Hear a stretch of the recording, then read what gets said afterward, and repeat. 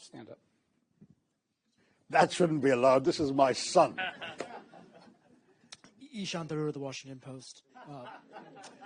Definitely asking a question in personal capacity. And mostly to say hi before you go off to your next engagement.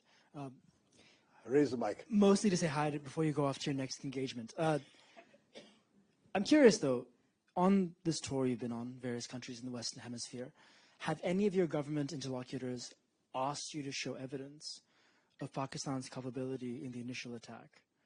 And what do you say to the repeated Pakistani denials of having any hand in the initial attack? Okay, well, I'm very glad you raised this, Ishan, though I didn't plant it, I promise you. This guy does this to his dad.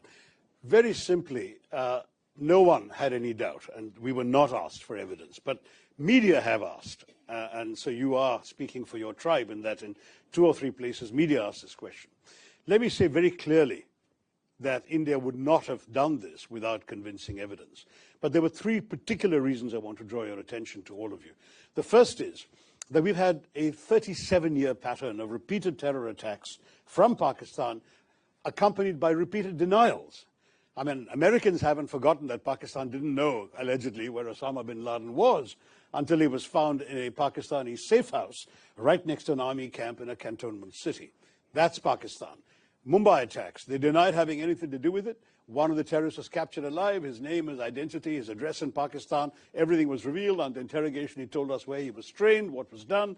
The US intelligence, as well as ours, recorded the chilling voice of the Pakistani handler giving minute-by-minute instructions to the killers in Mumbai, telling them where to go. And they were monitoring Indian TV and saying, there are people hiding on the 3rd floor of that hotel, go and shoot them there. This kind of thing is going on.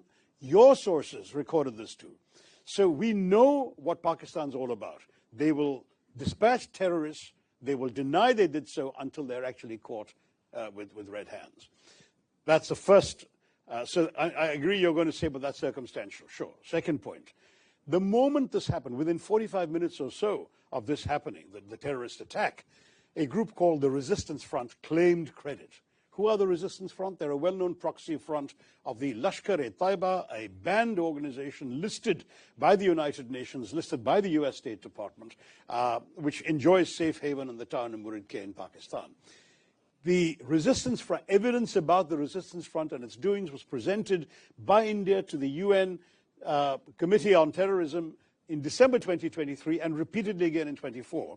But the problem was, of course, Pakistan too is a member of that committee. The Resistance Front was not listed by the UN, but its identity was known and publicized. These people then claimed credit within a time span. There were no media present when these killings took place. Most of the world hadn't even learned about this when they claimed credit. So that was itself a smoking gun. They repeated that claim 24 hours later. And having repeated that claim 24 hours later, then their handlers must have woken up to the gravity of this and told them to take it off their site. So they did.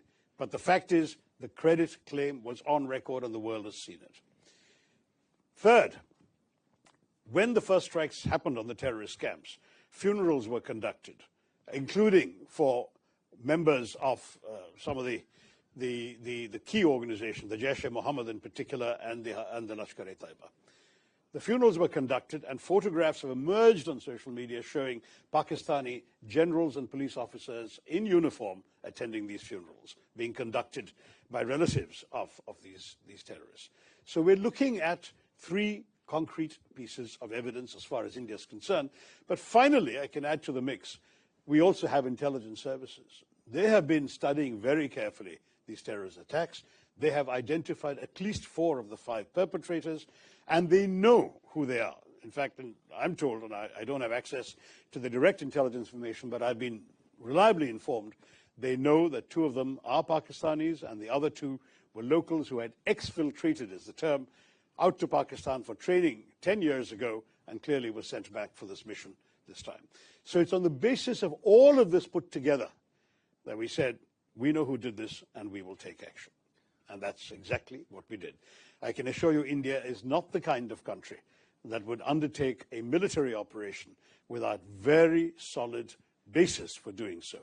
This was not some random terror attack. I must say our government counts 24 terrorist attacks in the course of last year emanating from Pakistan, but none of them required this kind of response. We dealt with them. We either got the terrorists or killed them. Minimal damage, very little loss of life. We dealt with it. This showed all the hallmarks of a sophisticated, planned, deliberate operation with reconnaissance, with intelligence work, with a modus operandi worked out, this cynical exercise of asking people their religion, shooting them between the eyes. This is not an ordinary terrorist, some bearded fanatic blowing himself up outside a supermarket. This is not that. This is a serious quasi-military style operation, and it required a military response. Okay, as I mentioned, we have a hard stop at